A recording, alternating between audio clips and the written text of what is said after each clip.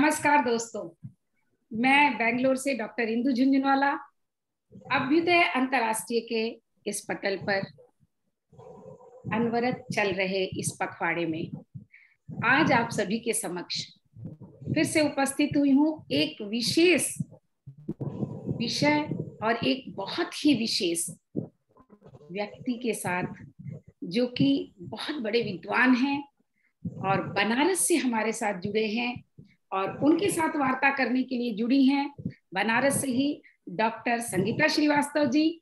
और जो विद्वान आज आपसे वार्ता करेंगे, जो आपको बहुत सारी नई नई जानकारियां देंगे हमारे विषय साहित्य और राष्ट्रीय चेतना में राहुल सांकृत्यायन जी के योगदान पर, वो है आदरणीय अवधेश प्रधान जी। आपका मंच पर बहुत बहुत स्वागत है अवधेश जी, बहुत बहुत स्वागत है आपका। और ये बहुत बड़ी मैं कहूँ कि बहुत गर्व की बात है और बहुत सौभाग्य की बात है कि अभ्युदय पटल पर आप आए और आपको सुनने का हमें सौभाग्य प्राप्त होगा। कार्यक्रम को शुरू करें उसके पहले संगीता जी, आपका भी बहुत बहुत स्वागत करती हूँ, और रचना जी, ज्ञानवी जी और श्रीलता जी और जितने भी फेसबुक से हमारे साथी देख रहे हैं सभी का स्वागत करते हुए, शशि लाहोटी जी आपका स्वागत करते हुए निवेदन करती हूँ कि आप हमारे आज के मुख्य अतिथि का परिचय हम सभी को दें। बहुत बहुत आभार। मैं कलकत्ता से शशि लाहोटी अभ्युदय अंतर्राष्ट्रीय मंच पर आजादी के अमृत महोत्सव की श्रृंखला में साहित्य और राष्ट्रीय चेतना के इस कार्यक्रम में आपका स्वागत करती हूँ। आज के कार्यक्रम के मुख्य वक्ता आदरणीय अवधेश प्रधान जी, जो कि इस मंच पर आज उपस्थित हैं, और इनकी गरिमा में परिचय देने का मुझे अवसर मिला है, इसलिए मैं इंदु जी आपका भी बहुत आभार व्यक्त करती हूँ कि आपने मुझे यह अवसर प्रदान किया। और आपने अपने लेखन ही नहीं, आपने संपादन और अनुवादन का भी आपने कार्य किया है। और आप वाराणसी की पवित्र भूमि में रहते हैं। आपने काशी हिंदू विश्वविद्यालय से MA किया है और वहीं पर आपने अध्यापन कार्य भी किया है। तो जिस विश्वविद्यालय से आपने पढ़ाई की है वहीं पर ही आपने ये अध्यापन भी किया है। तो मुझे लगता है बहुत ही खूबसूरत आपका अनुभव रहा होगा। और आपने इसके साथ ही राम मोहन लोहिया डिग्री कॉलेज में भी अध्यापन कार्य किया है। 40 वर्षों का आपका अध्यापन का अनुभव रहा है। और आपने संपादन कार्य में आपने हिंदी साहित्य की इतिहास की कीर्तिलता और विद्यापति का युग, साहित्य उस समय और बहुत सी रचनाएं आपने लिखी है। काव्य और अर्थबोध, कविता का शुक्ल पक्ष, नजर, हिंदी कविताएं आदि अनेक का आपने संपादन किया है। इसीलिए हिंदी साहित्य की सेवा में आपको इतना आपने कार्य किया, तो आपको अनेक सम्मान भी मिले हैं। उन सम्मान में भगवत शरण उपाध्याय सम्मान, सावित्री त्रिपाठी स्मृति फाउंडेशन सम्मान, कर्मयोगी सम्मान, काशी विधा सम्मान, ऐसे अनेक सम्मानों से आपको सम्मानित किया गया है। इन दो पंक्तियों के द्वारा ये पंक्तियां मैं आपको समर्पित करती हूँ कि आप लेखक हैं, अनुवादक है, संपादक है। आप लेखक हैं, अनुवादक है, संपादक है, ज्ञान गंगा बहाते आप वरिष्ठ अध्यापक है। मुख पर आत्मविश्वास तेज आप में समाया है। मुख पर आत्मविश्वास तेज आप में समाया है। आपकी लेखनी ने अनगिनत सम्मान पाया है। आज की इस वार्ता के लिए आपका बहुत बहुत अभिनंदन है। आप इस मंच की शोभा है, आपके चरणों में वंदन है। आपका बहुत बहुत स्वागत है आज के इस कार्यक्रम में।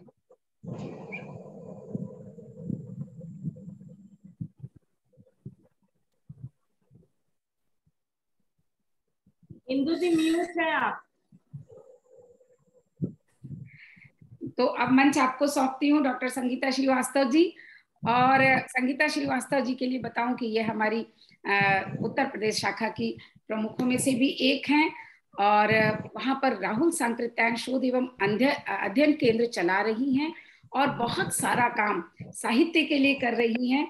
और उसी के मध्य आपका ये भी आज का ये कार्यक्रम है जिसमें कि वो हमारे आज के आदरणीय अवधेश प्रधान जी से वार्ता करेंगी। आपका पुनः पुनः स्वागत करते हुए मंच आपको सौंपती हूँ। बहुत बहुत आभार इंदु जी। मैं सबसे पहले अभ्युदय मंच का और इंदु जी का हार्दिक आभार व्यक्त करती हूँ कि आपने जो ये हिंदी साहित्य को बढ़ाने की और इसके उत्थान और उन्नति का जो एक अलख जगाया है, ये इस समय हम सब एक बूंद की तरह है और आपके साथ है। और हम लोगों का प्रयास है कि हम अपनी भाषा के लिए लड़े, आगे बढ़े और लोगों को अपने साहित्य के विषय में, साहित्यकारों के विषय में जानकारी देते रहें। उसी की एक कड़ी में आज का ये कार्यक्रम है। राहुल सांकृत्यायन का राष्ट्रीय आंदोलन में उनका योगदान कह लीजिए या उनकी महत्वपूर्ण भूमिका कह लीजिए। और मैं अपने मुख्य वक्ता के रूप में वाराणसी के प्रोफेसर अवधेश प्रधान जी, जिनकी राहुल जी के क्षेत्र में बहुत अच्छी और गहरी पैठ है, आप इनका वक्तव्य सुनेंगे तो आप सबको बहुत अच्छा लगेगा। और कार्यक्रम की शुरुआत में एक कविता से करना चाहती हूँ। राहुल का खून पुकार उठा। मनोरंजन प्रसाद सिन्हा ने ये कविता लिखी है। अवधेश सर आपने भी पढ़ा होगा, अभिनव कदम में ये कविता छपी थी। राहुल के सिर से खून गिरे, फिर क्यों ना यह खून उबल पड़े। साधु से सोने की लंका जल न उठे। धक धक धक धक धधक धधक जागरी महाक्रांति वाले हैं निकल पड़े अन्यायी के चमचम चमचम पर्ची भाले। उठे कृषकों के अभिमान जाग, उठ दलितों के बलिदान जाग, उठ महाक्रांति के प्राण जाग, उठ रे मजदूर किसान जाग। अब दिन लग गए सलामी के, अवसर न रहे भूस्वामी के। वे भी मनुष्य हम भी मनुष्य, हम कायल नहीं गुलामी के, हम कायल नहीं गुलामी के। ये उस समय की कविता है जब राहुल जी एक क्रांतिकारी नेता के रूप में छपरा और सारण तमाम जगहों पर अब एक क्रांतिकारी योद्धा के रूप में उपस्थित थे। तो मैं यही से प्रश्न आरंभ करती हूँ आदरणीय अवधेश सर से कि सर इतने बड़े लेखक, साहित्यकार और इनकी उम्र मुश्किल से उस समय 28 और 30 बरस की रही होगी। तो जो एक ज्ञान पिपासु व्यक्ति है, जो ज्ञान की इच्छा रखता है, ज्ञान के लिए वो भटकता है, पंदहा से वो कनेला, पंदहा से वो बनारस आते हैं, बनारस से कलकत्ता जाते हैं, फिर वो बनारस आते हैं, फिर बनारस से छपरा चले जाते हैं। तो ऐसी क्या बातें होती हैं उनके जीवन में कि उन्होंने ये जो अपना अध्ययन, अनुसंधान और शोध का काम छोड़ के वो क्यों राजनीति में कूद पड़े? मैं अवधेश आपसे जानना चाहूंगी। संगीता जी, आपने बहुत अच्छा प्रश्न किया। और सबसे बड़ी चीज, इस समय पूरा देश आज़ादी का अमृत महोत्सव मना रहा है और ये महोत्सव हमें अवसर देता है कि हम स्वाधीनता संग्राम में जिन लोगों ने अपना सर्वस्व त्याग किया है, बलिदान दिया है, हम उसको जरूर याद करें, क्योंकि उन्हीं के परिणाम स्वरूप आज हम स्वतंत्र हैं। तो हमारा धर्म भी है, ऐतिहासिक भी है और ये हमारा राष्ट्रीय धर्म। तो राहुल सांकृत्यायन अंतरराष्ट्रीय ख्याति के विद्वान रहे हैं, ये तो सारी दुनिया जानती है। खास तौर से उन्होंने तिब्बत की 4 बार यात्राएं करके जो बौद्ध धर्म, दर्शन, साहित्य, संस्कृति से संबंधित अत्यंत दुर्लभ सामग्री प्राप्त की और उसे लाए और सारे संसार को उपलब्ध कराया। तो उससे बौद्ध विद्या के विश्व भर के जितने विद्वान हैं सभी इससे आश्चर्यचकित रहे। और काशी प्रसाद जायसवाल ने तो यहाँ तक लिखा कि वो ईसा और बुद्ध की कोटि के महापुरुष हैं। तो ऐसे राहुल सांकृत्यायन विश्वविख्यात विद्वान और अंतरराष्ट्रीय खोजी होते हुए भी वो आजादी की लड़ाई में कैसे कूदे, ये आपका जो प्रश्न है। इस दृष्टि से कि वो राहुल सांकृत्यायन ने अपना पूरा जीवन भी आप देखें तो किसी सीमा में रहकर बिताने के बजाय किसी बड़े लक्ष्य को लेकर आगे बढ़ते रहने का उन्होंने रास्ता चुना। और इसीलिए केदारनाथ पांडे नाम से उन्होंने आजमगढ़ के एक गांव में जन्म लिया था। और वो बालक घर छोड़ के निकलता है और अंततः छपरा में परसा मठ है, उस मठ में वे साधु जीवन बिताते हैं। उनका नाम है रामोदार दास। तो जिस आदमी ने घर छोड़ा ज्ञान के लिए और साधु जीवन बिता रहा है, बाकायदा वे मठ के बहुत ही उत्तराधिकारी माने जाते थे, उनके आगे पीछे तमाम सेवक लगे रहते थे। लेकिन जो देश में स्वाधीनता संग्राम की लहरें उठ रही थी, उनसे उन्होंने अपनी आंखें नहीं मूंदी, बल्कि जब वो आजादी की लड़ाई में पहली बार कूदे, यानी असहयोग आंदोलन में 1920 में जब उन्होंने भाग लिया, तो उस समय वे साधु थे और उनका नाम अभी राहुल नहीं था, रामोदार दास था। और असहयोग के साथी नाम से उनकी पुस्तक है। उसी दौर में राजेंद्र प्रसाद जी और बिहार के जितने भी बड़े नेता थे, उन सबके वह परिचय में आए। और छपरा के तो जनसाधारण में वे अत्यंत प्रतिष्ठित थे। 1921 में पहली बार और बक्सर जेल में 6 महीने का उन्होंने कारावास होगा। और उसमें रहते हुए ही, चूंकि 1917 में रूसी क्रांति हो चुकी थी, इतना जानते थे कि वहां गरीबों का राज है, तो इतनी सी सूचना के आधार पर ही उन्होंने बाकायदा संस्कृत में एक किताब लिखी 22वीं सदी। और उसी समय कुरान शरीफ का उन्होंने अध्ययन किया। और ये कुरान शरीफ का संक्षेप भी संस्कृत में उन्होंने उसी समय लिखा। बाहर आने के बाद जनता ने उनके इस त्याग और उनके इस जुझारू संघर्ष को ध्यान में रखते हुए उन्हें जिला कांग्रेस का अध्यक्ष चुना।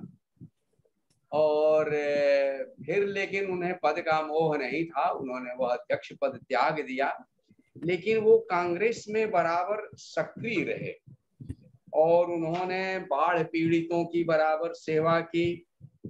और गया कांग्रेस में उन्होंने अपना योगदान किया। और इसके बाद वह नेपाल की यात्रा से जब 1922 में लौटे, तो फिर उन्हें जेल में जाना पड़ा और वह बक्सर जेल में, फिर इसके बाद हजारीबाग जेल में भी 2 साल रहे। लेकिन जेल में भी उनका लेखन और अध्ययन बराबर चलता रहा। फिर आप देखें तो 1930 वाला जब आंदोलन आता है, सविनय अवज्ञा वाला आंदोलन, तो इस आंदोलन में भी राहुल जी ने 1930-31 में तिब्बत की पहली यात्रा से लौटने के बाद फिर वे कराची कांग्रेस में भाग लेने के लिए निकल गए। और आप देखें तो बिहार में 1934 में फिर भूकंप आया बड़ा जबरदस्त। उस समय उन्होंने जो किसान बर्बाद हो गए थे, उनकी सेवा में पूरी तरह से अपना ध्यान लगाया और बहुत मेहनत की। आप देखिए कि इस बीच में वे लगातार शोध भी कर रहे हैं, तिब्बत की यात्रा भी कर रहे हैं, लेकिन इसके साथ साथ जब भी आंदोलन की पुकार उठती है तब वे आंदोलन में उतर पड़ते हैं। और उस समय कांग्रेस ही सबका चूंकि मंच है, तो कांग्रेस में रह करके स्वाधीनता संग्राम में योगदान कर रहे हैं। उसका अगला चरण वो है जिस पर आपने कविता सुनाई, और अगला चरण है वह किसान आंदोलन, जिसमें उन्हें सिर में लाठी लगी और उसके कारण पूरे देश में तमाम पत्र पत्रिकाओं में राहुल जी छा गए। तो मनोरंजन प्रसाद सिन्हा राजेंद्र कॉलेज में प्रिंसिपल थे छपरा में, और उन्होंने उसके विरोध में यह कविता लिखी थी। तो यानी राहुल जी उस समय हीरो हो चुके थे। तो ये किसान आंदोलन, स्वाधीनता आंदोलन के उनके योगदान का ही एक अगला पृष्ठ है और बहुत शानदार पृष्ठ है। उस पर हम लोग फिर विस्तार से बातें करेंगे। लेकिन ये जो उनकी शुरुआत है, जो आपने यह प्रश्न किया कि जब वो अध्ययन मनन लेखन में लगे हुए थे तो आजादी की लड़ाई में कैसे कूद पड़े, इसलिए कि हमेशा एक ऊंचा ध्येय वो अपने सामने रखते थे।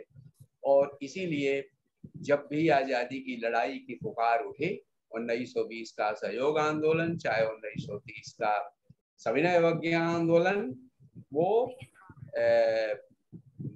जेल जाने से भी नहीं हिचके और उन्होंने अपना पूरा त्याग किया।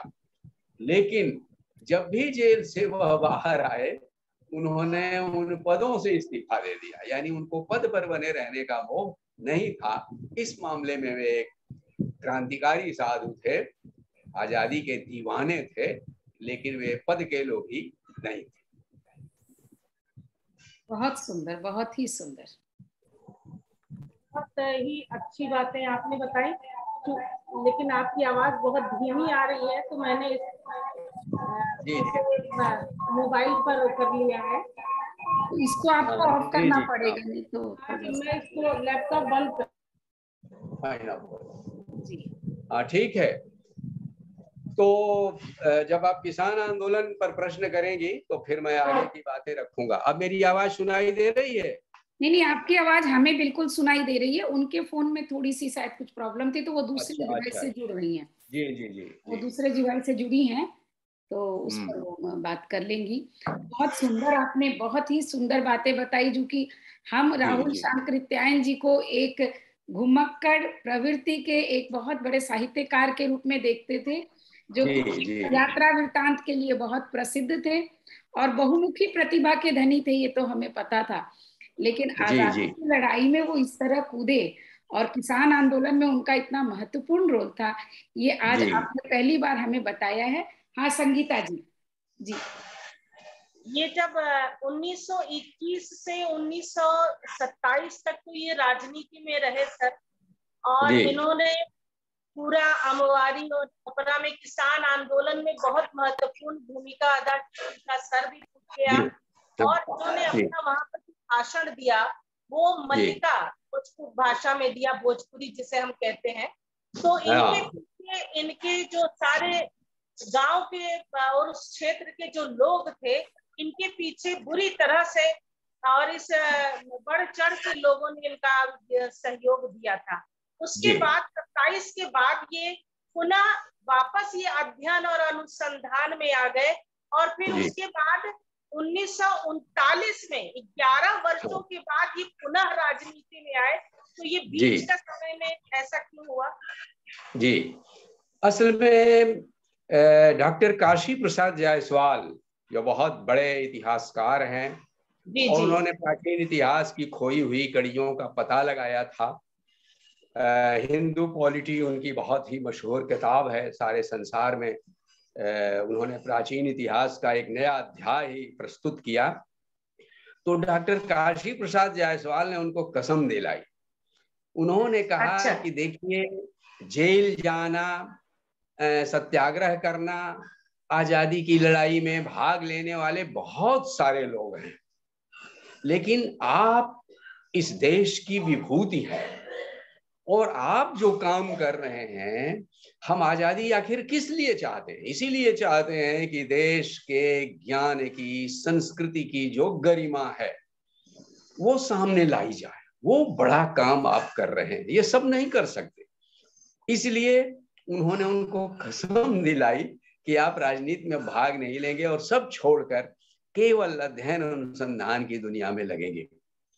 और उन्होंने तिब्बत की जो यात्रा की, खास तौर से तीसरी यात्रा अत्यंत महत्वपूर्ण थी, जिसमें तमाम खच्चरों पर, आप जानते हैं, आपने तो बहुत काम किया है राहुल जी पर, तो 27 खच्चरों पर तमाम पांडुलिपियां और थंका चित्र यह सब लिए हुए जब कलकत्ता में उतरे तो सारे विश्व में ये समाचार एक बहुत प्रसन्नता की लहर दौड़ गई। शेरवात्स्की और संसार के जितने बड़े बड़े बौद्ध विद्या के पंडित थे सब लोगों ने उनको हाथों हाथ लिया।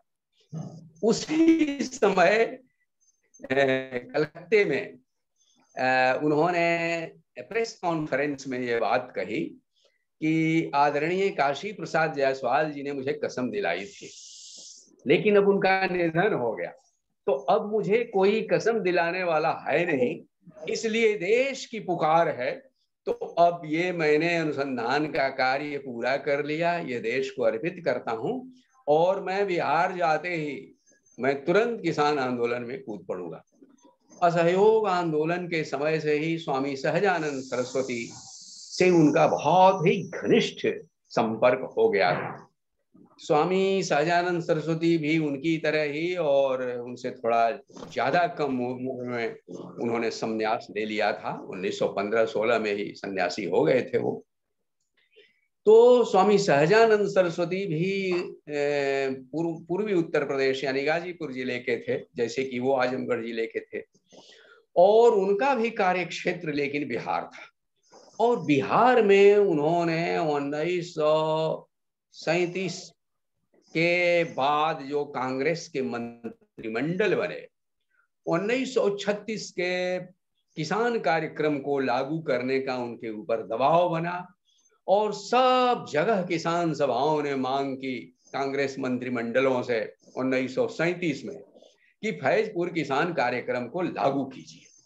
तो ये जो किसानों का उठता हुआ आह्वान था अपने अधिकारों के लिए, उस आह्वान ने जो आंदोलन, जो जनज्वार उठाया, उसका नेतृत्व स्वामी सहजानंद सरस्वती ने किया। और इसीलिए 1936 में बिहार प्रदेश किसान सभा के तो वो पहले से ही नेता चले आ रहे थे, लेकिन 1936 में उनको ऑल इंडिया किसान सभा का सभापति चुन दिया। तो इस तरह से अखिल भारतीय किसान संघर्ष का वह नेतृत्व कर रहे थे। और जो आंदोलन 1939 में बिहार में ज्वार की तरह उठ खड़ा हुआ था, उसको कहते हैं बकाश्त सत्याग्रह।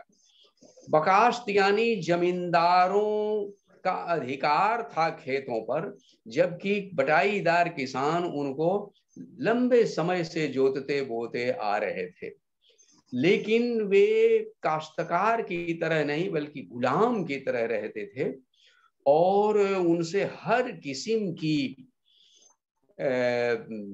सेवाएं ली जाती थी, जिसको बेगार कहते हैं।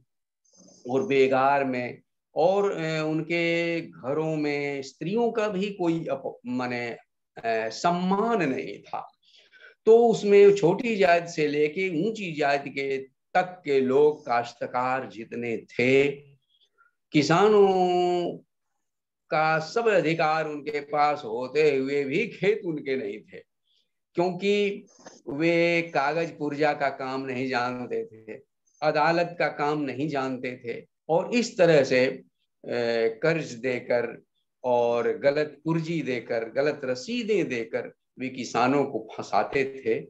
इसलिए किसानों को अपने खेतों पर अधिकार के लिए बकाश्त किसान सत्याग्रह शुरू हो गया। उस समय रेवड़ा के किसान सत्याग्रह का नेतृत्व यदुनंदन शर्मा कर रहे थे। मुंगेर जिले में 1600 बीघे का बढ़िया टाल का वो आंदोलन कहलाता है, उसका नेतृत्व कार्यानंद शर्मा कर रहे थे। उसी प्रकार राहुल जी ने अपने लिए चुना छपरा का क्षेत्र, क्योंकि वो उनका जाना हुआ इलाका था। लेकिन उन्होंने हथुआ नरेश के खिलाफ आंदोलन के लिए योजना बनाई थी, और वहां एक बड़ी नहर के किनारे, नहर पर शीशम के पेड़ भी थे, तो एक बड़े जमींदार के खिलाफ वो किसानों की एक बड़ी लड़ाई छेड़ना चाहते थे। लेकिन हुआ ऐसा कि राहुल जी पर एक धारा 144 लगा दी। कहीं जाए धारा 144, कोई सभा करें धारा 144। तब राहुल जी ने मजबूरी में छपरा जिले में ही चंद्रधर प्रसाद सिंह जो वहां के जमींदार थे उनके खिलाफ, जिसका अभी आपने नाम लिया अमवारी। तो अमवारी में उन्होंने किसान सत्याग्रह के नेतृत्व की घोषणा कर दी और वहां खेत में ईख लगी हुई थी। राहुल जी आगे बढ़े हाथ में हंसिया लेके, उनके पीछे और सारे किसान थे और चूंकि सबसे आगे वही बढ़े, ईख वह काटने लगे और ऐसे में तमाम लठैत बुला रखे थे जमींदार ने। उन्होंने अपने मतवाले हाथियों को खड़ा कर रखा था और जब राहुल जी और पुलिस भी आ गई थी, लेकिन राहुल जी निर्भय आगे बढ़े खेत में और उन्होंने यूं ईख काटी और उन पीछे मुड़ के उन्होंने देखा। उसी समय महावत हाथी से उतरा और उसने पीछे से उनके सिर पर लाठी से प्रहार किया और उनका सिर फट गया, खून बहने लगा। बहरहाल अनेक किसानों के साथ राहुल सांकृत्यायन गिरफ्तार हुए और उन्होंने छपरा जेल में रहते हुए वहां भी और कमर में रस्सा बांधकर हाथ में हथकड़ी लगा के जो शहर के बीच से निकाला गया उसका चित्र अखबारों ने छापा। उसकी वजह से मनोरंजन सिंह प्रसाद सिंह ने बहुत सही कहा है कि राहुल के सिर से खून बहे तो फिर वह खून क्यों न दहक उठे, उबल उठे। तो लोगों का खून उबल उठा था और इसकी वजह से राहुल एक बहुत बड़े प्रतीक बन गए आंदोलन के। सारी दुनिया में अखबारों ने उसको कवर किया और वहां जेल में रहते हुए भी लेकिन उनका लिखने पढ़ने का काम चलता रहा। और एक दूसरे साहित्यकार थे नागार्जुन, जो उनके बहुत घनिष्ठ मित्र थे, वो भी जेल में उनके साथ थे। तो जीने के लिए नाम का उपन्यास उन्होंने वहीं जेल में बोल के लिखवाया था। जी जी जी। इसके अलावा 1940 में आप देखें तो सुभाष चंद्र बोस के साथ स्वामी सहजानंद सरस्वती ने न एक भाई न एक पाई, दूसरे महायुद्ध में हम बिल्कुल सहयोग नहीं करेंगे ब्रिटिश साम्राज्यवाद का, ये जो नारा दिया, समझौता विरोधी सम्मेलन किया रामगढ़ में, तो उसकी वजह से पूरे देश में एक वातावरण बना ब्रिटिश साम्राज्यवाद के विरुद्ध। और उसमें 1940 में उन्हें इलाहाबाद में जब उदय नारायण तिवारी के वह घर थे, उसी समय वहीं से उनको गिरफ्तार कर लिया गया और वे हजारीबाग जेल में लाए गए। और ये जेल की सजा बहुत लंबी थी। मजे की बात है कि स्वामी सहजानंद सरस्वती भी उस जेल में एक साथ थे और दोनों मित्रों ने एक साथ एक काम शुरू किया और तब तक उनका नाम राहुल सांकृत्यायन हो चुका था, यानी तिब्बत की यात्रा वो कर चुके थे। तो राहुल जी ने हजारीबाग में रहते हुए ही मेरा जीवन मेरी जीवन यात्रा नाम से अपनी आत्मकथा उन्होंने लिखनी शुरू कर दी और उसी समय स्वामी सहजानंद ने मेरा जीवन संघर्ष नाम से अपनी आत्मकथा लिखना शुरू किया। इसके बाद हजारीबाग सेंट्रल जेल के बाद सारे देश से जो सबसे गंभीर क्रांतिकारी माने जाते थे उन सबको देवली कैंप जेल में लाया जाता था, जो सबसे अत्यंत कष्टप्रद जेल थी। वहीं गदर के क्रांतिकारी थे, उसी में जयप्रकाश नारायण थे, वहां कामरेड डांगे थे, नरेंद्र शर्मा थे, बहुत सारे लोग, बड़े बड़े नेता थे। राहुल जी को वहां कैंप जेल में, देवली कैंप जेल में रहना पड़ा और इतनी घनघोर गर्मी में टीन की छत के नीचे उस रेगिस्तान के भीतर वह जेल थी और वहां भी रोज शाम को कैदियों की क्लासेज लगती थी। वहां कक्षाओं में राहुल सांकृत्यायन ने दर्शन शास्त्र पर जो कक्षाएं ली, उन्हीं नोट्स के आधार पर बाद में दर्शन दिग्दर्शन नाम की पुस्तक तैयार हुई। तो आप यह देखें कि उन्होंने आजादी की लड़ाई में भाग लिया एक नेता की तरह और जेल में जाने के बाद जो काम किया वो एक अध्येता की तरह। एक शिक्षक की तरह। इस तरह उन्होंने दोनों कामों को, कहना चाहिए कि मोमबत्ती को जैसे कोई दोनों सिरों से जला दे, वैसे ही अपनी जिंदगी के दोनों छोरों को उन्होंने जला दिया और सारा का सारा प्रकाश उन्होंने आने वाली पीढ़ी के लिए दिया। ज्ञान का भी, बलिदान का भी, और ये आदर्श सामने रखा कि लेखकों और विद्वानों को अपने देश के मुक्ति संघर्ष से आंख मूंद के नहीं रहना चाहिए। और उस देश में भी मुख्य रूप से जो श्रमिक जनता है, उन्होंने उस दौर में, आपने बहुत सही कहा, उन्होंने गांव गांव में घूमकर इतनी जनसभाएं की। और दूसरी बड़ी बात यह है कि जो आदमी 24, 25, 26 भाषाओं का जानकार था, वो उन गांवों में जाके भोजपुरी में भाषण करता था। ये जो दूसरा महायुद्ध है, उसी दौर में उन्होंने भोजपुरी में नाटक लिखे, भोजपुरी में भाषण दिए। उनका मानना था कि हमारे किसान जो बोली बोलते हैं, उसी बोली में उनका राजनीतिक सांस्कृतिक शिक्षण प्रशिक्षण करना चाहिए। इससे उन्हें एक दूसरी भाषा सीखने में जो समय लगता है, ऊर्जा लगती है, वो बचेगा और वो जल्दी शिक्षित हो पाएंगे। ये उनका दृष्टिकोण था। एक दूरदर्शिता थी इस दृष्टिकोण में कि जनता पहले से भाषा जानती है और सही सही जानती है, उसके पास शब्द भी हैं, ज्ञान तो उसके पास है ही। इसलिए जो निरक्षर है वे अज्ञानी नहीं है, बस उनको अक्षर सिखा देना है और जो वे बोली बोलते हैं उसी बोली में उन्हें अखबार दो, उसी बोली में उनको किताब दो, उसी बोली में उनको लेक्चर दो और वे शिक्षित हो जाएं।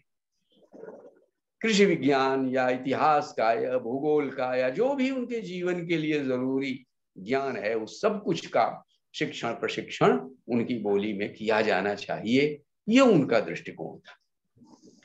संगीता जी, एक जगह मैंने पढ़ा और उस समय के लोगों से भी जो मैं मिला, उन लोगों ने बताया कि उस समय बिहार में देश के बड़े बड़े राष्ट्रीय नेताओं के ही समान राहुल सांकृत्यायन की भी मान्यता थी। यानी बिहार के जनसाधारण में वे राष्ट्रीय नेताओं के बराबर माने जाते थे।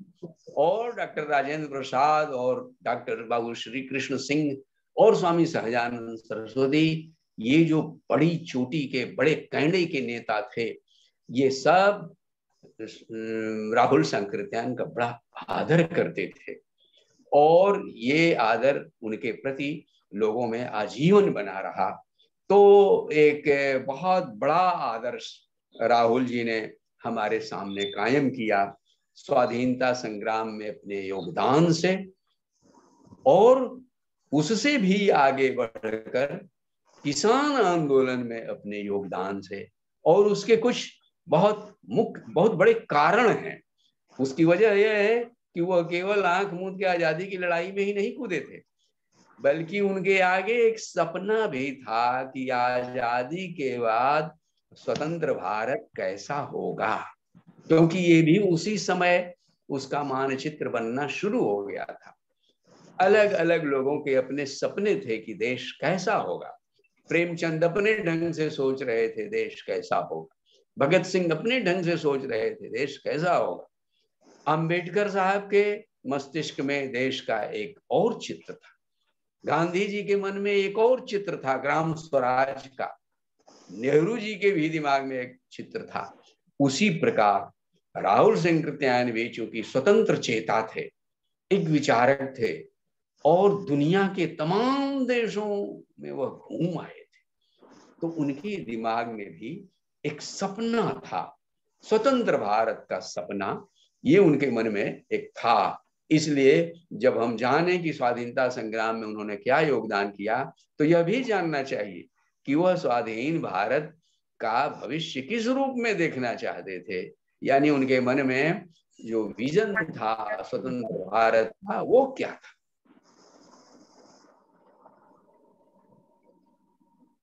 जी, आपने बहुत अच्छी बात बताई हम लोगों को, और हम लोगों को राहुल जी के एक साहित्य और इतिहासवेत्ता और पुरातत्ववेत्ता, इसके अतिरिक्त एक क्रांतिकारी का रूप उनके अंदर विराजमान था। जो ये अमवारी का जो छपरा का की लड़ाई हुई, किसान आंदोलन हुआ, उसमें उनका वो रूप देखने को मिला। तो इसको इन्होंने, राहुल जी ने इनको, जो जो लोग उस समय इनके साथ मिले, उसमें कुछ लोगों के नाम में जो स्वतंत्र असहयोग आंदोलन में इनके साथी थे, जैसे मथुरा बाबू, पंडित नग नारायण तिवारी, बाबू मधुसूदन सिंह, बाबू राम नरेश सिंह, बाबू लक्ष्मी नारायण सिंह, बाबू राम उदार दास, इस तरह करके मतलब आप समझिए 15-20 लोगों के नाम अभी मुझे पुस्तक मेरे असहयोग के साथी जो पुस्तक लिखी है, इसमें तमाम उन्हीं लोगों का इन्होंने जिक्र किया है जो लोग उस समय इनके साथ में थे। तो आपने हम लोगों को इतनी अच्छी बातें बताई और हम लोगों का समय भी लगभग हो रहा है, और हम कुछ और भी इस विषय पर कुछ और भी जानकारी आपसे चाहेंगे कि आप इस विषय में और हमको क्या जानकारी दे सकते हैं, कुछ और बताएं आप। संगीता, वही मैं बता रहा था कि जब किसान आंदोलन में वह शरीक हुए तो उनके दिमाग में यह था कि ये जो श्रमिक वर्ग है यही देश का मेरुदंड है, यही समाज का हमारा सबसे बड़ा उत्पादक वर्ग है। इसलिए आजादी का मतलब सिर्फ यह नहीं है कि अंग्रेज चले गए और हमारे काले साहब लोग गद्दी पर जाके बैठ गए, इतनी ही स्वतंत्रता नहीं है। स्वतंत्रता का मतलब ये है, उनके सामने एक ध्येय था जो कि भगत सिंह के सामने था और लोगों के सामने था। आम्बेडकर पर सबसे पहले हिंदी में कलम चलाने वाले लोगों में राहुल शंकरत्यायन है। तो उनके जैसे कि गांधी जी का भी था कि देश में छुआछूत नहीं होना चाहिए, उन्होंने उसी समय से छुआछूत पर काम करना शुरू कर दिया। हम आजाद हो जाएं और देश के करोड़ों लोगों को अछूत समझते रहें, तो उस आजादी का क्या मतलब। इसलिए एक ऐसा विवेकवान समाज बनना चाहिए जो न्यायोचित समाज हो। इसलिए गांधी जी की तरह, भगत सिंह की तरह उनका भी एक दृष्टिकोण था कि सामाजिक न्याय, सामाजिक समानता, जात पात नहीं। दूसरे, स्त्री और पुरुष की गैर बराबरी, मेहरारून की दुर्दशा, उन्होंने एक नाटक ही लिखा। तो आज जो स्त्री को इतने अधिकार मिल रहे हैं और हम एक नया सपना लेके आगे बढ़ रहे हैं, तो इतना ही पर्याप्त नहीं है, इसको और आगे ले जाना है। उसी समय राहुल जी इस पर ध्यान दिला रहे थे देश का। और इसके अलावे ये लोग खुल के ये नारा लगा रहे थे कि किसानों और मजदूरों के लिए सबसे पहले स्वतंत्रता होनी चाहिए, यानी स्वाधीन भारत समाजवाद के रास्ते पर चलना चाहिए, क्योंकि सारी धन संपदा का निर्माण उसने किया है। इसलिए उस धन संपदा का उपयोग सबसे पहले उसको शिक्षित और उन्नत करने के लिए करना चाहिए, और शिक्षा का प्रसार अधिक से अधिक हो, सामाजिक न्याय हो, स्त्री पुरुष की और छूत अछूत की और चारों वर्णों की, जात पात की जितनी भी गैर बराबरी है हर किस्म की, वह दूर हो। यानी वो देश को समाजवाद के सांचे में ढालना चाहते थे। ये उनका एक सपना था जो हमको प्रेमचंद के उपन्यासों में दिखता है, भगत सिंह के अनेक व्याख्यानों में और उनके लेखों में दिखाई देता है, अंबेडकर में वह अंतर्दृष्टि दिखाई देती है। तो इस तरह से राहुल जी केवल एक शोध पंडित ही नहीं थे, एक लेखक ही नहीं थे, एक इतिहासकार ही नहीं थे, बल्कि वे स्वातंत्र योद्धा भी थे, एक समाज चेता राजनेता भी थे और चिंतक भी थे, जो देश, स्वाधीन देश को एक नए सांचे में ढालने का सपना भी उनके वह लेखन में हमें दिखाई देता है।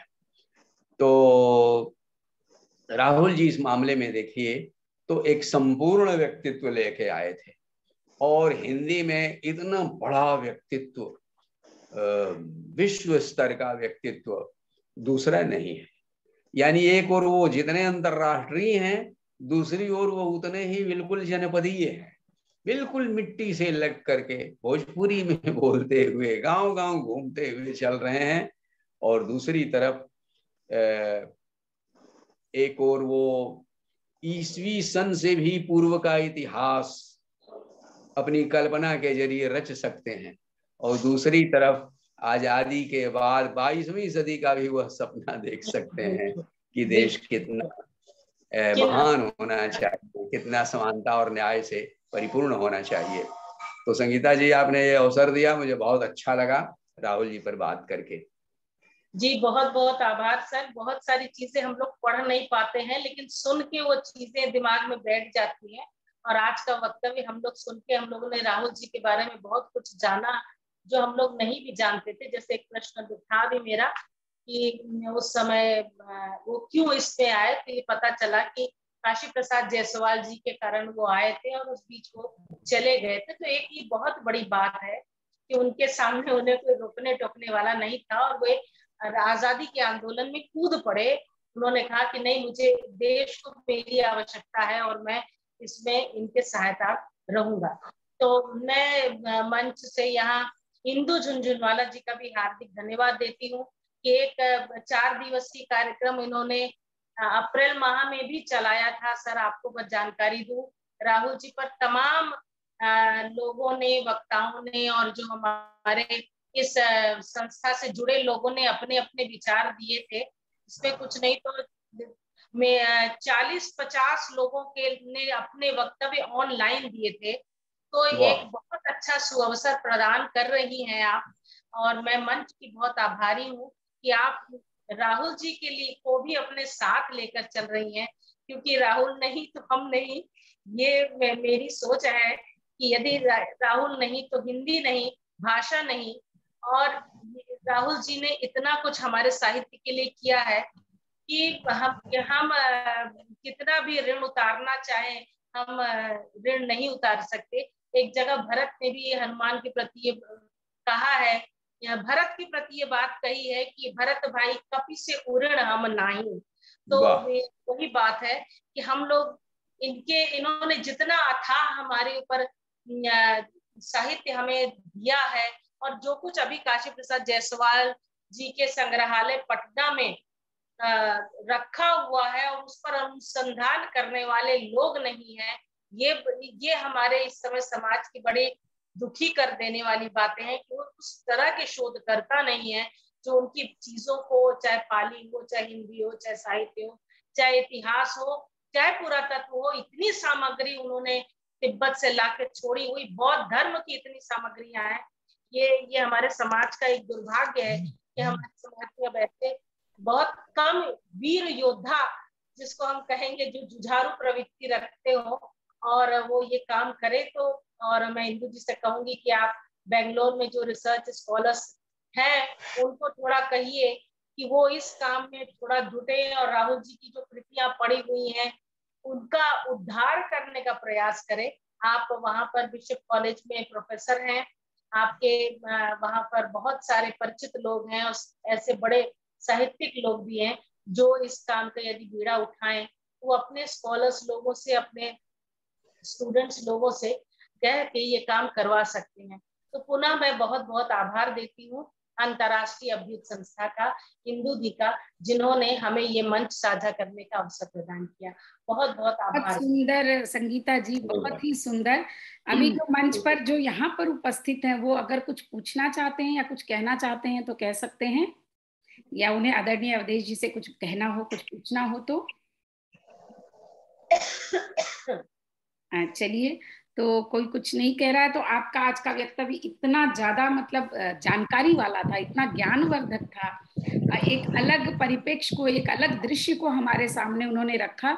जैसा कि संगीता जी ने कहा कि 4 दिन का हमारा कार्यक्रम, हमने चतुर्दिवसीय कार्यक्रम रखा था, लेकिन उस कार्यक्रम में भी ये परिप्रेक्ष्य निकल के नहीं आया था जिसमें कि 40 से अधिक लोगों ने भाग लिया और अपने वक्तव्य दिए, और उसको हम पुस्तक रूप देने का भी प्रयास कर रहे हैं। तो सबसे बड़ी बात तो ये है कि उन 40 लोगों में राहुल जी गए उन 40 लोगों ने राहुल जी को पढ़ा, वो पढ़े तो उनसे 40 से 400 तक जा सकते हैं। Exactly. बात ये, हाँ बिल्कुल वही होता है। और लेकिन आज एक नया पक्ष आपने हमारे सामने रखा। तो मैं हमारी संस्था की उत्तर प्रदेश शाखा की प्रमुख में से एक डॉक्टर रचना शर्मा जी से कहूंगी, निवेदन करूंगी कि वो आप लोगों का धन्यवाद करें संस्था की ओर से। बहुत बहुत आभार इंदु जी, मुझे अवसर देने के लिए। आदरणीय प्रोफेसर अवधेश प्रधान जी को नमस्कार करती हूँ। और जैसा कि हर बार आपको सुनना बहुत कुछ देख करके जाता है, वैसे ही आज भी था कि हम बहुत कम समय में बहुत ज्यादा जान सके। अच्छे विद्वानों को सुनने का यह सबसे बड़ा लाभ होता है कि जो हम 10 किताबों से पढ़ करके निकालते हैं और कई महीनों का समय जिसमें लगता है, वो हमको उनकी झोली से बहुत प्रेम से हमारे पास वो चला आता है। तो उसी तरह से आपके इस वक्तव्य से जो ज्ञान हमें मिला है, हम उसके लिए ऋणी हैं। और मैं इंदु जी अवधेश सर के लिए बताना चाहूंगी कि इनको विवेकानंद जी पर, रविन्द्रनाथ टैगोर पर, इन सब पर सुनना अद्भुत है। और बहुत कई बार इनको सुनने का अवसर हुआ। अभी हमारे महाविद्यालय में भी एक कार्यक्रम था, उसमें भी आप लोगों ने आमंत्रित किया था। वहां पर भी आपके व्यक्तित्व से और वक्तव्य से हम लोग रूबरू हुए। तो जितनी बार, जैसे कि तुमसे जितने बार मिली हूँ, पहली बार मिली हूँ, ऐसा लगता है। और हर बार कुछ नया सुनने को मिलता है, ये इनकी विशेषता है। और जैसे कि निचोड़ इनके पास एक बॉटल में इन्होंने भर भर के रखा है, और वो इसको पानी की तरह ढालते जाते हैं। और पानी जितना पीने में सहज होता है, उतनी सहजता से विद्यार्थीगण या हम सब जैसे श्रोता या जो सुधी जन हैं, जो जिज्ञासु हैं, वो उसको प्राप्त करते जाते हैं, प्लावित होते हैं, उससे लाभान्वित होते हैं। मैं अभ्युदय अंतर्राष्ट्रीय संस्था की ओर से इस मंच पर आपका समय देने के लिए बहुत बहुत आभार व्यक्त करती हूँ, क्योंकि बहुत व्यस्तताएं रहती हैं और उन सब, अभी भी शायद आप यात्रा पर थे और वहां से लौट करके आए हैं, हम लोग के लिए समय निकाला है। हम सब आभारी हैं। इंदु जी, आपका भी आभार है हमारे साथ। मैं आपको सर बताना चाहूंगी कि शैल दी जुड़ी हुई है, जो अभ्युदय अंतर्राष्ट्रीय मंच की एक संस्थापक सदस्य की अंतर्राष्ट्रीय सचिव हैं, अंतर्राष्ट्रीय सचिव हैं, और बनारस की हैं, और अभी इंग्लैंड में रह रही हैं, और इंग्लैंड से हमारे साथ जुड़ी हुई हैं। एक इनकी पत्रिका भी लेखनी के नाम से चलती है, और बराबर इनका सहयोग और आशीर्वाद हम लोग को मिलता रहता है। और बहुत सारे लोग अभी इस समय हमारे साथ बैंगलोर से, और मुझे लगता है कि साउथ से बहुत ज्यादा लोग जुड़े हुए हैं। और जितने लोग यहाँ पर होंगे, उससे ज्यादा लोग फेसबुक पर आपको देख और सुन रहे हैं। जी जी। तो मैं इतना समय देने के लिए आभार व्यक्त हूँ। संगीता जैसा कि हमेशा अपनी व्यस्तताओं के बीच से बहुत कुछ करने की कोशिश करती है, इसको देखती हूँ तो लगता है कि मैं इसके सामने कहीं कुछ नहीं हूँ, क्योंकि ये बहुत व्यस्त समय से भी समय निकाल करके बहुत छोटे छोटे बड़े बड़े कार्यक्रम करती रहती है।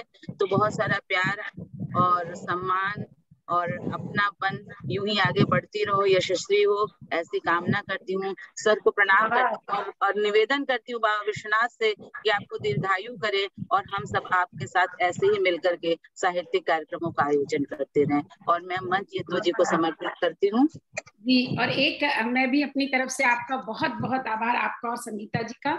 और एक सूचना देना चाहूंगी कि रविवार को सुबह 11 बजे से हम इस पूरे 15 दिवसीय कार्यक्रम का समापन कर रहे हैं। और उसमें हमारे साथ जितने भी मुख्य अतिथि और वक्ता और वार्ताकार जुड़े हैं, और जितने भी शाखा के, जो हमारी शाखाओं ने जो कार्यक्रम किए हैं, उनके अध्यक्ष और सचिव, तो वो सभी उसमें शामिल हों। सर, आपसे भी निवेदन करूंगी, भले ही थोड़ी देर के लिए आप जरूर जुड़ें, आपका सम्मान भी हम कर रहने का सौभाग्य पाएंगे। और 2 शब्द इस पूरे कार्यक्रम के निचोड़ के रूप में भी आपसे सुनना चाहेंगे, आशीर्वचन। तो जितना सा भी समय हो, 11 बजे से है, इसी लिंक से जुड़ना है। बाकी आमंत्रण आपको संगीता जी के थ्रू और हमारे थ्रू मिल जाएगा। तो 14 तारीख सुबह 11 बजे हम लोग सब एक बार फिर से मिलेंगे। जितने लोग इस कार्यक्रम को देख और सुन रहे हैं, उन सभी की जानकारी के लिए भी 14 तारीख सुबह 11 बजे भारतीय समय के अनुसार कैलिफोर्निया, ऑस्ट्रेलिया और लंदन के सभी साथियों से कह रही हूँ कि आप लोग भारतीय समय अनुसार सुबह 11 बजे आप लोग जरूर जुड़ें। और सारे वक्ताओं के, उसको जो कहते हैं ना कि जो रस जो रह गया, उनके कार्यक्रम का जो सार रह गया, उसको भी सुनेंगे। और हम सभी का सम्मान प्राप्त और आशीर्वाद प्राप्त करेंगे।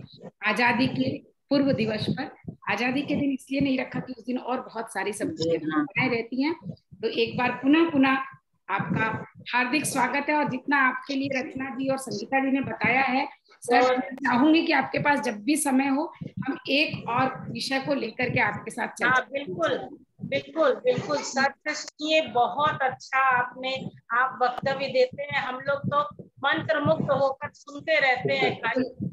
नहीं, और इतनी सारी किताबों को पढ़ना हर किसी के लिए संभव मैं बता देता है कितना आसान हो जाता है आज के लिए। आपको बताऊं इंदु दी कि जब से मैंने 2000 से राहुल जी की संस्था खोली है, अवधेश सर तब से मेरे साथ है, और 22 वर्षों में ये जब भी मैं कहती हूँ, कभी इन्होंने राहुल जी पर वक्तव्य देने या किसी कार्यक्रम में अपनी सहभागिता देने से इनकार कभी नहीं किया, और अपना सारा समय ये पठन पाठन में ही बिताते हैं। और लग रहा है शैल दीदी कुछ कहना चाहती हैं। शैल दी, आप कुछ कहना चाह रही थी कि जी, टैगोर और विवेकानंद पे सुनना वाकई में बहुत सुखद होगा। जी। अगर अवधेश जी यदि उसके लिए वक्त निकाल पाए तो जरूर। नहीं, उनको निकालना पड़ेगा, ये हम बच्चों की बड़ों को माननी पड़ती है। बिल्कुल, विवेकानंद जी के विषय में इनका पूरा शोध है, बहुत नहीं तो हम सबसे पहले विवेकानंद जी के विषय में जानना चाहेंगे। लगता है कि स्वयं विवेकानंद जी इनके अंदर उपस्थित हो गए। दोनों, टैगोर भी और विवेकानंद भी। जी दोनों हम विवेकानंद के विषय में जानना चाहेंगे। रचना जी कुछ कहना चाह रही हैं। जी, हम ये कहना चाह रहे हैं कि अभी अभी सर पर संगीता जी ने अपना दावा किया है कि जब से संस्था इन्होंने शुरू की है तब से सर इनके साथ 2002 से हैं ना। जी, जब मैं पीएचडी कर रही थी तब से मैं सर को जो है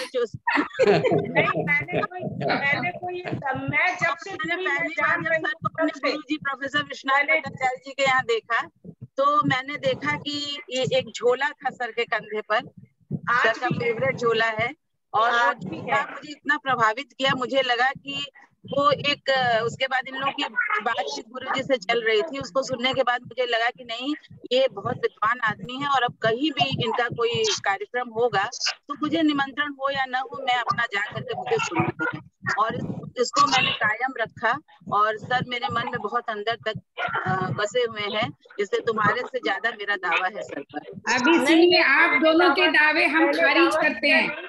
मैंने कोई दावा नहीं किया, जब से मेरे साथ जुड़े हैं तब की मैंने बात की, उसके पहले क्या था क्या नहीं था मुझसे कोई मतलब नहीं है। नहीं, संगीता जी और रचना जी, आप दोनों के दावे खारिज होते हैं, क्योंकि आप लोग अतीत की बात कर रहे हैं, मैं आज और अभी की बात कर रही हूँ इस पल पे, क्योंकि मैं दावा करती हूँ। आप लोग क्यों लड़ रहे हो? सूरज तो सबका